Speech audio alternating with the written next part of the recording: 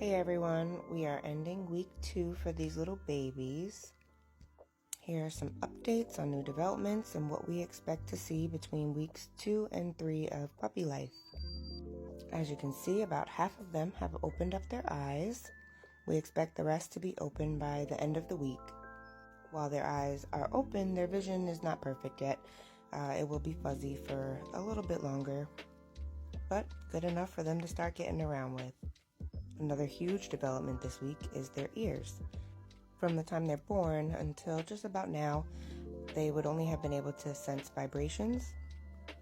So during this week, their ears will begin to open up, and they should be all hearing clearly by the end of this week. Next would be their sense of smell. From the time they're born, their sense of smell is pretty primitive, but between week 2 and week 3, their sense of smell will be improving, and it'll allow them to be able to recognize their litter mates and mama a little bit more clearly. One of the more physically visible changes is that their legs have now grown enough to be able to support their weight. As you can see, they're walking a little bit more than wiggling.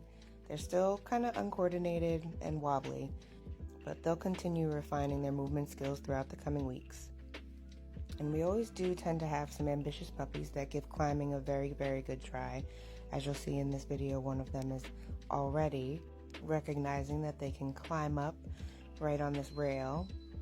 So I expect by the end of the week that we'll be upgrading their whelping pen to a full puppy area just to keep them safe. Another big thing this week is that their teeth are beginning to come in and they will begin chewing on things, although typical chews are not safe for them quite yet, and they won't be for quite a while at this point. Some other physical things that are changing this week is that they will begin wagging their tails, they begin barking, and they interact a little bit more with their litter mates as they're all moving around. One of the last major developments this week would be that from birth until now, the puppies have needed mama to stimulate going potty. At this point, they're beginning to go potty on their own, but they still will rely somewhat on mama to stimulate along with cleaning them up. And she will continue to clean them up until they begin regular food, at which point it's my turn to clean them up.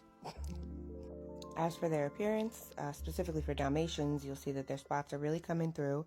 They were born, stark white, with the exception of our Meconian puppy, who is also actually pretty white now. Just looking over them now, I think we're going to have some quite heavily spotted puppies, which is a personal favorite of mine. I absolutely love the heavy, dark spotted Dalmatians. Along with their coats filling out with plenty of spots, you'll notice that their noses were also very pink for the most part when they were born, and at this stage they're starting to really take on their black pigment. One of my absolute favorite things about Dalmatians is just their natural transformation from the time they're born until they become adults. A little fun fact about Dalmatians, their spots can actually continually change throughout their entire lives. Care for puppies this week is similar to week 1, with a little bit less stress, as we've made it through the most crucial stages of puppy life. The most important aspect of this week is continuing to make sure that mama has enough high-quality food, water, and to ensure that she's not losing any weight.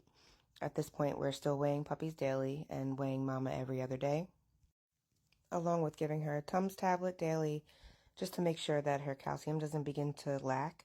In the event that it does, she could lose a ton of weight pretty quickly, and this could very quickly affect the care that she gives to the puppies.